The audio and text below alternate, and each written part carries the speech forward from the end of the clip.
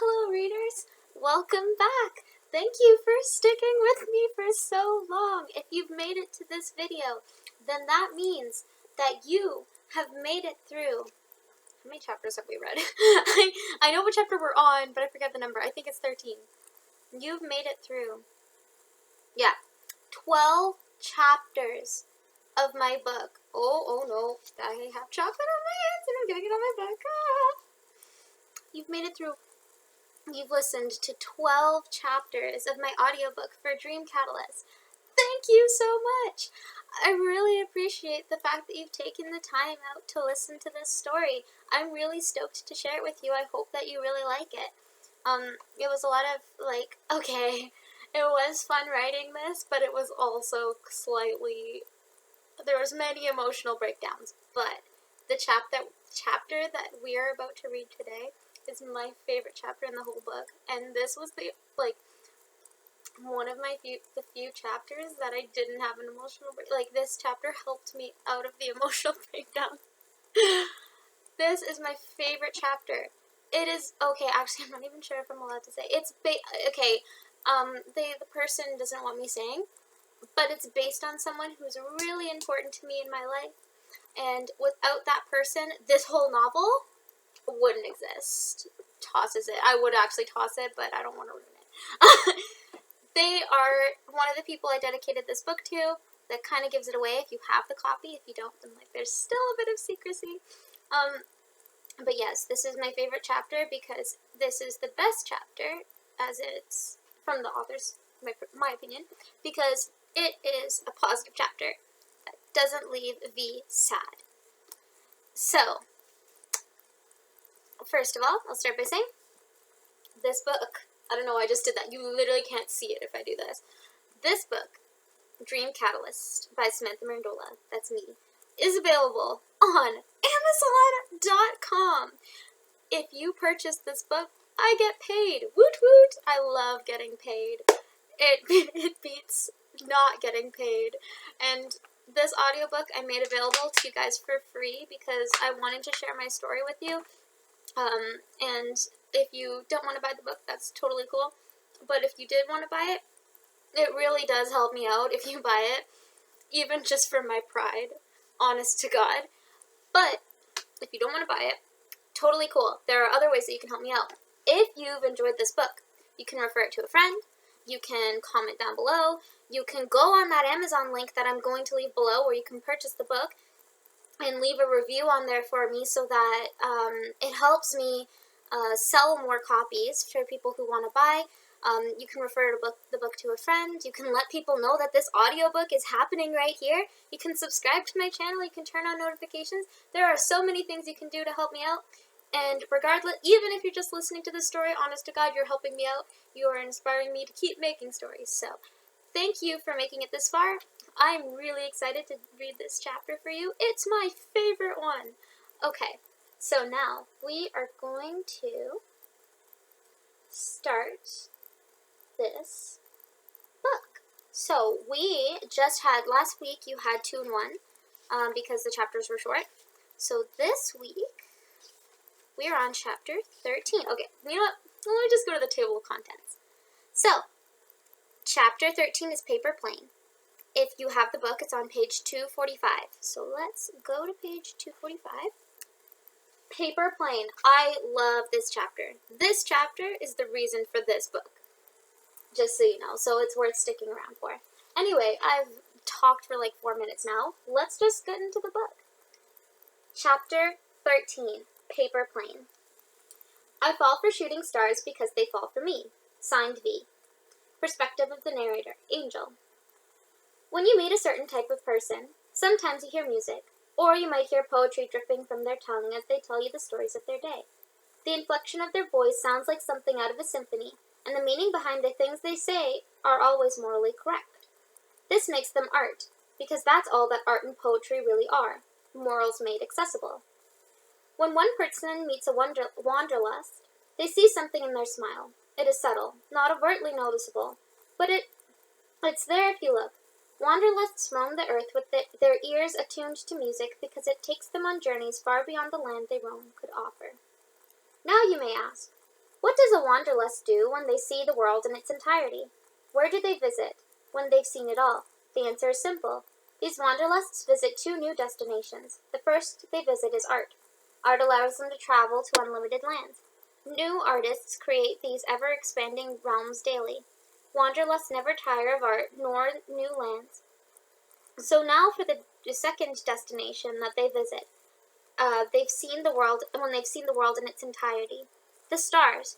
For the stars are infinite, and the possibilities of the expanding universe are endless, and so they look to them and wonder. Wanderlusts are merely wonder-eyed beings with an affinity for infinity, because it is unknown. They are wide-eyed children who analyze the fragments of ever-expanding imaginary worlds. These wonder-eyed voyagers are drawn to people who can show them their new world. They are receptive to the energy of creatives. We need wanderlusts in our lives to remind us to look past the woes we've accumulated when showing the world's wonder to others. V found wanderlust at exactly the right moment. When V lost the ones she loved, she lost her soul to the winds. Wanderlust went to retrieve her soul from the winds. He is a band member of Zephyrs, after all. When V trusts Wanderlust with her thoughts, he takes them with her to new lands. It is frightening to imagine a world without the wonder-eyed. Though I won't glorify the wanderlusts any further, as they, just as everyone else, are not immune to fault, I will say this of them, though. Wanderlusts are necessary. V is not a wanderlust. She is a visionary, which makes her just as rare as the wanderlusts, but yet so different from them all the same. When V sobered up from Art's birthday, when she finished mourning the death of the toxic year preceding the hopeful year to come, she began to message Wanderlust regularly. When V worked her local gigs, she kept an idea of traveling to San Francisco in mind. V wondered what it would be like to sing in San Francisco, but she was scared and needed convincing. The nice thing about cell phones is that there are never any lines at the payphones, I smirked to myself. The bad things about cell phones is that payphones have become a scarcity. I was taken into one of the payphones in Quebec by the restaurant I just finished performing in that evening. The gig was for a couple's wedding anniversary, so most of the songs I sang tonight were romantic. I dialed up Wanderlust's number in San Francisco. He gave it to me earlier that week, and we habitually talked in the evenings after or before our booked gigs. When he answered, I told him about my day. I signed up to be an organ donor, I said over the phone. You did? That's amazing, but should I be concerned? No, I laughed. I saw a poster. So, I considered it, and I thought, why let my organs die with me when I could house them in another who could put them to better use? If I'm brain dead, my heart won't be much use to me, but maybe someone else can use it. Also, I'm an atheist, which doesn't really matter because religious groups support organ transplant, but if I believe I wither into an abyss after death, why not live, if only partially, through others? I can live forever in memory, and my organs can live onward too. I don't want to think about you in such a state, V. I hope you will never be brain dead. Thank you, Wanderlust, but these are just hypotheticals, I laughed. I know it is not an ideal conversation, but I'm sure it's not an ideal conversation for patients on the wait list to be told they could not find a donor. Also, a donor can save 8 lives and improve the lives of up to 75 others. You're right. It is important to talk about, he admitted. V, it's amazing you did it. This can save so many lives. No, the real amazing people are the ones who donate their organs while they are alive. That is what is really impressive. V, I miss you. I miss you too, Wanderlust. I smiled through the phone. I wondered if he could sense it. Okay, so I know you love performing, V, and I was thinking, there's a concert for emerging artists in San Francisco. They host it at a venue a block from my work. Agencies from LA come down. It's sort of like a benefit concert they hold in Toronto, the one we met at. But this one is on steroids. Want to come? I know the host who does it. They would be down to have you. I showed them your EP, the one with Leary on the cover. Oh, by the way, how is Leary? I shuddered. I actually don't have her anymore, Wanderlust, I admitted. I left them with my ex. He can provide this stable and consistent home for her that I couldn't. Your ex has Leary, said Wanderlust. I can sense he was angered by this. Well, go get her back and bring her to San Francisco, so she can stay here with me. It's not that simple, Wonderlust. Leary loves him, I said. Well, I love Leary, retaliated Wonderlust. Maybe she could learn to love me too. I don't think so, Wonderlust. She doesn't trust easily. She never even learned how to trust me. If I leave her with Art, she might be happy. She might finally be happy. Anyways, Wonderlust, I'm not sure if I can come to San Francisco. It's a lot of money, and a long flight. Plus, what would I do with my car? V, you found a parking spot for 3 months at Heathen's Mountainside, remember? You can find a place to house your car for a little while. And, if you can't, just sell it. Why tie yourself down to material things? You can come stay with me in San Francisco. I want to show you the world. I'm not sure, Wonderlust. I wasn't ready for the world to hear me yet. I was still so young and naive, and my songs were just the same. Who would want to hear me? V, I am here, said Wonderlust, as if he was reading my mind. I want to hear you. And I think you are ready. You keep telling me you don't think you're ready, but I think you are. Why don't you perform? If you know the person who runs the venue, why don't you slip them your EP as well? Because, V, he admitted, I don't think I am ready yet either. But I'll tell you what, if you perform, I will too. You just have to fly to San Francisco. Can I think about it? I said. Or is this offer temporary? It's on the table for when you're ready to pick it up, he smiled, and I heard it through the phone. Noticed I said when, and not if, because this deal really is the best that can be offered. I thanked Wonderlust and hung up the phone. I was starting to get hungry. I reached into my backpack for a snack, but my hand slammed into a solid rectangular-shaped item. Ouch! I exclaimed. I pulled out the object I saw. It was Yippie's journal. The deceased Yippie. The selfless, wholesome Yippie who lived for Art. I opened it and saw all of the decorated pages and wondered what Yippie would have done in my shoes. Yippie would have gone to San Francisco, and Yippie would have wanted to go too. Would have wanted me to go too. I had to go. I was meant to perform for all the wonder-eyed Wonderlusts and the LA agents that I could. From Angel's perspective, the narrator. So, V flew to San Francisco and sold her car. She did not tell this to Wonderlust, and seeing she no longer had Leary, she got over her fear of flying and travel. V was still working out some logistics. She wanted to dedicate a chapter to a character without making it entirely about him and his journey. Instead, she wanted to make it her own. V decided to sell the car because deep down she knew that San Francisco very well might be the city she was looking for, the one that's strong enough to carry her dreams, the one she vowed to keep searching for. Wonderlust is a dream catalyst. You see, V had the ingredients inside of her to be a success. Wonderlust just helped her realize that there were larger cities out there that she could fill with her music, larger cities to hold her dreams. But don't worry, V. Believe it or not, the very character she idolizes in this chapter, the one who helped her heal, he is merely an addition to V's story. This chapter does not deviate from V's story. This is V's story, after all. Every chapter is her own. She just shares it with other characters. Side characters are merely meant to help V learn, and she teaches them a thing or two in the process. So, the story continues in San Francisco, and it starts with V and Wonderlust sharing a bench at a local park. It was early morning still, and this evening the two were going to perform at that concert for emerging artists. You know what I used to do as a kid? I smiled. I made these paper boats. Want me to show you how to make one? Sure, Wonderlust smiled. He passed me a napkin, and I began to fold it into shape. I'll make you something too. He took a napkin for himself and began to fold it into a shape as well. I smiled. This felt childish. I remembered Caprice. This is something she would have wanted to do. I showed him my paper boat, and he showed me his paper creation. A paper plane, I laughed. Everyone knows how to make those. Not like me, he said. I make them the best. I love your boat, he said, pointing to my napkin. You mean your boat? I put it in his hands, and he smiled. I love it. Will you sign it for me? I laughed and said I would, but only on the condition he signed mine. I feel famous, I laughed. Want to play 21 questions? Yeah, sure, but what is that? Oh, it's what it sounds like. You literally just have to answer 21 questions back and forth, and then someone asks, who do you like? Then the game gets awkwardly ends. You didn't play it as a kid?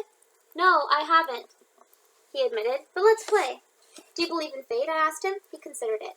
Yes and no. Sometimes I do, and other times I don't. For instance, I think it's fate that we met, because we both live in different countries. We both play very different genres. I almost didn't perform the night we met. I was originally planning on performing in Vegas, but there was an issue with the rental car. I tried booking a flight, but there weren't any flights heading out that would get me there in time. I was bummed because I wanted to perform. Then I remembered there were some Zypher band members performing at a venue in Toronto. Initially, I was not going to go, but they told me they were down a guitarist, and they said that they could use some vocals, and so I said screw it. Then I met you. How could I not believe in fate? You make a compelling argument, Wonderlust, though I'm not sure I believe in fate. Though I'm not sure about fate. I think we make our own fate. Everyone thinks I'm a pessimist for saying that, but I think they're being pessimists for not seeing the beauty in that. I think making our own fate is not a bad thing. Of all the options, of all the people you could have chosen to meet, of all the places you could have chosen to go, you chose here. There's something beautiful and special in that. Every person is in your life you chose to let in. I think that's better than fate, because you made a decision, and you made that decision over and over again every day. That's different, considered Wonderlust, but I like the way you think. It's my turn, right? Do you believe in soulmates? No, but I do believe in love. I think there are a combination of different people you can meet and fall in love with. The trick is to get to fall in love with someone you're compatible with, and spend the rest of your life with them. I agree. Find your missing puzzle piece. Well, no, not quite. The missing piece is within yourself. I wouldn't say you need to be complete to be with someone, but because, let's face it, humans have long lifespans. There is no way we could remain complete for an eternity of our lives. The entirety of our lives. Rather, we need to find someone who won't try to be the missing puzzle piece either. Instead, they need to invest the time and energy into making you check yourself when you lose that missing piece. Then they should help you find it again. Do you understand what I mean by that? I do, and I agree with that. The concept is more romantic than the idea of a soulmate. Yeah, I know, but some don't see it that way. I try not to tell that to too many people because I don't want to dissuade anyone from believing in anything beautiful and necessary to them, like religion. I'm atheist, and I don't tell a lot of people that because they seem to care so much about religion.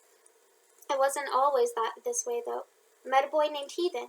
He wasn't worth the chapter I gave him, but one thing I was able to benefit from him was that he opened my eyes intellectually, sort of made me come to terms with reality.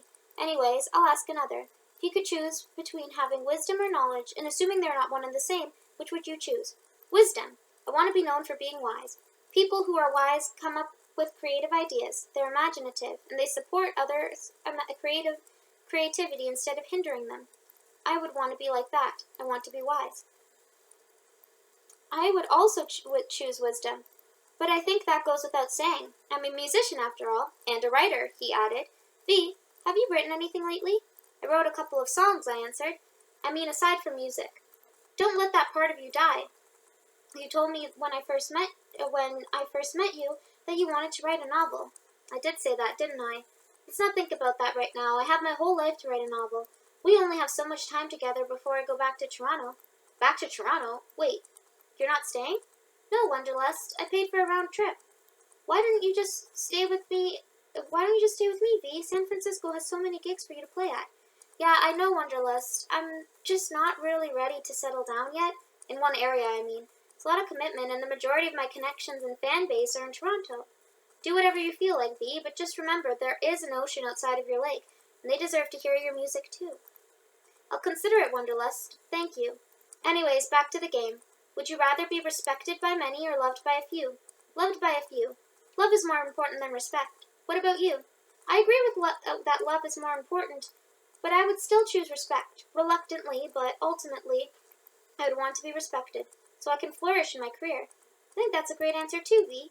Okay, last question. Love or be loved? I asked. That is a difficult question. Ideally, I would want to love and to be loved. Well, ideally, yes, so would anyone. But this is a hypothetical. Let me think about it. Not sure what there is to think about, I laughed. I already know full well what you'd pick. How can you know if I didn't tell you? He asked. Because sometimes other people see things in you that you don't see in yourself. As an example, a brain won't know its own function, nor what the different areas of the brain are in control of, unless it learns about its function. The same is true for human beings. Sometimes we don't know our own function until someone else points it out in us. Okay, well, here's the concern. Unrequited love can be soul-crushing, so I suppose I would not want that. But then again, loving another requires selfishness. selflessness. So, I think I would like to experience that. Being loved, though, is nice. I guess I would choose to love. I knew you would choose that. You would say that. I laughed. How? Asked Wonderlust. Because you're an artist, and artists, when given the option, would choose to feel. I knew a person once. He told me that if it came to living life in either extremes or in tranquility, he would choose the consistent option of the two. They picked this option because they would never feel true bliss. They picked this option knowing they would never feel true bliss. They chose it even at the risk of feeling numb to the world. You, though, I know you would choose to experience the extremes, even despite your calm demeanor. And I would too, and that is why we're compatible. I would also, reluctantly, choose unrequited love over a loveless life, though neither is ideal, and both are almost equally traumatizing. I've been on both sides of it, and I'd rather be hurt than hurt another. The guilt is excruciating, but anyways, love is not important enough to talk about so exhaustively. Love is an addiction, and that's why we crave it. In reality, in the real world, there are more important things to discuss. You probably think I'm a pessimist. I laughed. No, Wonderlust responded. Visionaries cannot be pessimists. Rather, I think you are an optimist realist. You visualize big dreams, but you put the work into making them your reality. You don't just sit and manifest them into your life. I smiled and I thanked him, but I knew there was nothing to thank him for. He was right. He was telling me the truth. The sooner I realized that, the better. So you're opening. Wonderlust winked. You're opening again, and I just wanted to let you know, I hope you break a leg out there. You've definitely got this. Thank you, Wonderlust, but I'm nervous. Really nervous. V, don't be. You can do anything you set your mind to. This date was more romantic than the concept of a soulmate, because it meant he wasn't trying to be my missing puzzle piece. Wonderlust was trying to help me find my own. Actually, V, I have something to show you. What is it? It's something. Follow me. So I followed Wonderlust down the park trail, and we walked past the welcome sign in the parking lots. We're going to do a trust exercise, he said. You don't have to do it if you don't want to, but I promise the end result will be worth it. I don't have Leary with me today. If I did, I was certain she would scratch me for even considering following this absurd notion, but even still, something told me Leary would have liked Wonderlust if she had gotten more time to spend with him. Are you okay with walking, he asked, and I laughed. I'm doing it now, aren't I? No, he laughed. I meant for a long duration, like hiking. Also, are you okay if I cover your eyes? Okay, one question at a time. Yes, I like long walks, I said, but I usually like them better if I can see where I'm going. How would you know that? He asked. Have you ever tried walking without seeing? If not, then how would you know you wouldn't like it? I guess I wouldn't, I looked at him hesitantly. Do you have a blindfold? I have a scarf, he admitted. He pulled it out of his backpack. Wait, I laughed. It's July. You don't wear scarves. You planned this. I did. So, let me get this straight. You want me to put on this blindfold and follow you aimlessly on a long walk. What if I crash into something? You'll be holding my hand, and I would never let that happen. That's the whole point of the trust exercise, V. There has to be some trust on your end. I don't know, Wonderlust. I'm clumsy. I'll fall if I can't see where I'm going. If you fall, I'll be right here to help you. But you won't fall. Just trust me, V. You're the type of person who used to travel aimlessly, but you stopped traveling spontaneously. You book gigs in the city you visit before you get there. You used to just go, but now you plan. I know you're the curious type. Travelers usually are. So let me show you what it's like to be a little aimless. I'll be the cautious one today. Now that Leary isn't with us. I miss her, I admitted. And Yippee. Why do we always lose the good amongst us? I don't know, V, but Yippee would have wanted you to be a little more impulsive. That's how they were, weren't they? At least that's what you told me about them. Yippee was so unconventional. I thought back to the artist in the city of bob cuts and impending deadlines. Okay, Wonderlust, show me what you see. Pass me the scarf. He handed me the red scarf, and I put it around my eyes and tied it tightly in the back. May I take your hand? He asked. I nodded. I agreed. Walking aimless was, needless to say, very nerve-wracking. I tripped over my own toes, and I tried to pull Wonderlust in the opposite direction he was taking me, unintentionally. It was almost like I was subconsciously protesting, but he insisted I follow his lead on this journey, which was an odd concept for me. I was used to leading. I was used to knowing where I was going. but still I tried it. He tried to keep the situation calm by initiating conversation. So you like philosophy, he reminded me. You told me so once on a phone call. You mentioned it in passing, but still I'm curious. Every philosopher has a philosophy. What's yours? No one has ever asked me that before, I said. I'm usually the one who has to ask. Well, Wonderlust, since you asked, I believe that humans' desire to categorize is detrimental to our progression. All right there, Mrs. Philosopher, please continue. Sorry, Miss Philosopher, please continue. Let's do this Plato style, where you just say yes to every question I ask you. I'll try, he laughed. Okay, sorry, talking about philosophy blindfolded on a walk is in a different country is a little hard. Let me try to phrase this right. Okay, I can do this. You can do anything, Bee. Thank you, Wonderlust, I laughed. Okay, so do you believe a thing can define itself? As an example, your brain did not define itself as a brain, nor did it define its own function. You were taught that by others, likely as a young kid in school or by your parents. Yet, it took a brain to determine what the function of a brain is, and to define it. I'm not sure if this is making any sense. It's something I saw off of Instagram. But it's important for my larger point. Wait, can I answer with more than just one word? Yes, Wonderlust, I laughed. For this one you can. I think that another person's brain defined the function of a brain, so maybe yes, it is possible. Okay, so can an individual, such as myself, define myself? Or am I somehow not able to define my own characteristics as well as another person might be able to define me? I am biased to my own tendencies, and I have preconceptions, assumptions I make about myself, assuming how I can come across, and they may or may not be accurate. Okay, so here's my idea, started Wonderlust. I think we can define ourselves by doing what we define ourselves as. Like, if we define ourselves as empathetic, we should try and be helpful and understanding of others. That's true, I started. Oh, I tripped on a rock, sorry. Okay, so we can call ourselves empathetic, but we're only being accurate if we make a conscious effort to be empathetic. Yes, exactly, Wonderlust replied. Okay, I can see where the yes and philosophy part is kicking in. Yeah, no kidding. Anyways, I think a lot of the time we define ourselves. Even if we don't fit that description 100%, people start to define us by it too. For instance, if someone goes around and brags about their accomplishments and tells everyone how smart they are, everyone considers them to be the smart one. Maybe they are, but maybe someone else who has a lot more accomplishments and a lot more reason to brag does not brag as the one we call the smart one. Not brag as much as the one we call the smart one. So, the humble counterpart is not regarded as the smart one, rather the kind one or the sporty one, because that's how they define themselves. Yeah, kind of, Wonderlust said. I was stumbling over my own feet. He had to pull me back to my left because I was leaning to the right. I felt as though we were going up a steep incline. I wasn't going to question it, though. I wanted the destination to be a surprise. I was curious now. Wonderlust continued.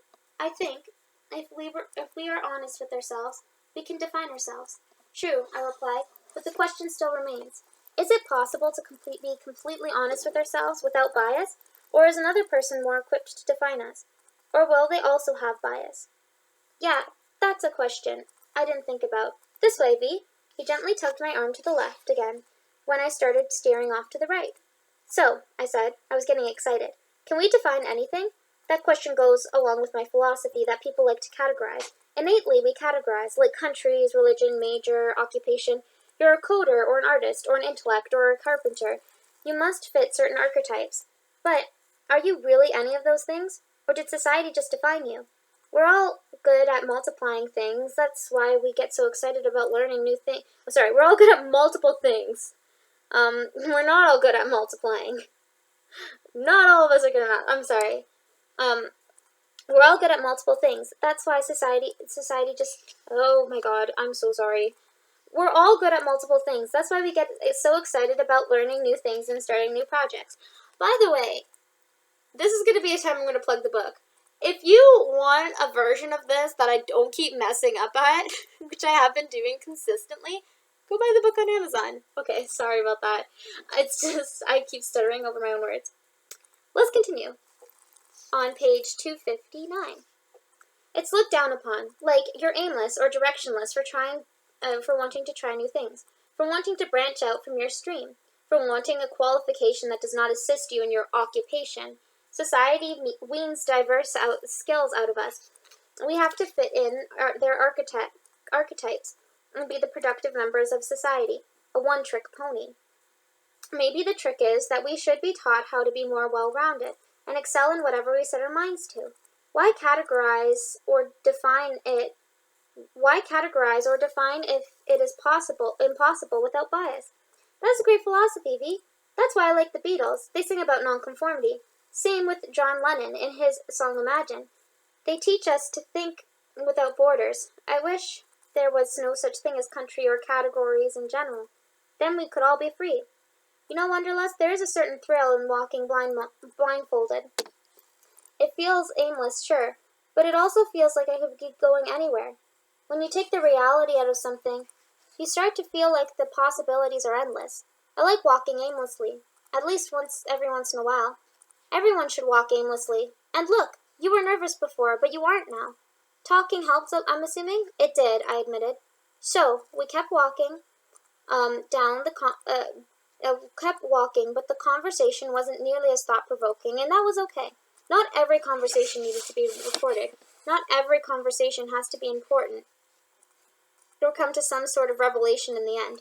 It could very well just be lighthearted. We were kids, after all, and I was blindfolded. We were playing games. We didn't have to be mature all the time. We didn't have to know where we were going every step of the way. So we walked for maybe an hour, maybe two, who knows, I lost track.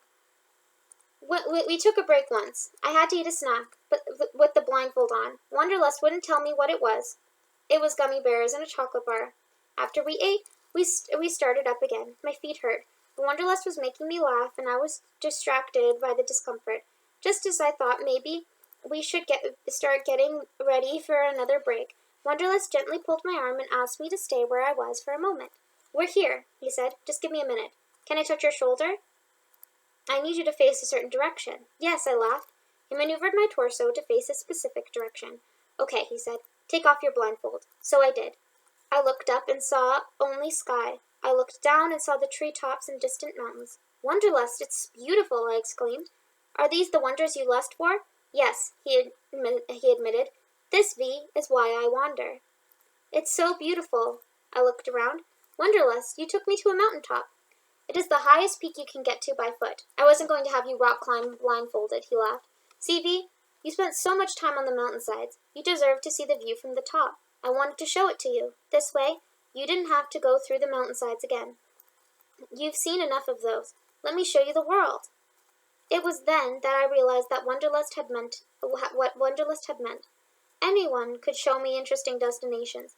I could see all the landscapes and artifacts and all of the museums of the world. When Wanderlust said he wanted to show me the world, he meant he was going to show me the wonders of the world. Dream catalyst, I muttered to myself. What was that? Wanderlust asked. It's what you are, a dream catalyst. What does that mean, V? Perspective of the narrator, Angel.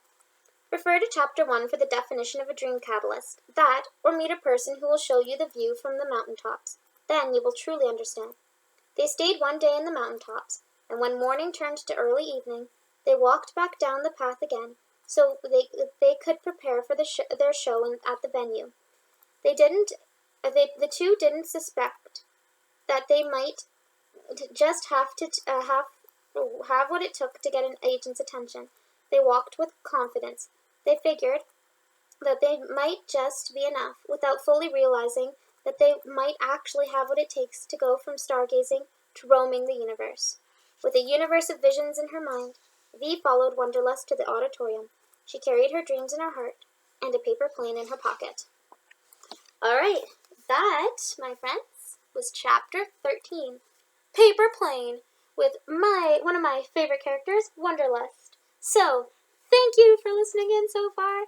Next week is our very last chapter, and then the epilogue. I'll put them in the same, but the epilogue is actually optional. So I'll put the epilogue in the last chapter in one video. But yeah, thank you everyone. See you next week for the final chapter of Dream Catalyst.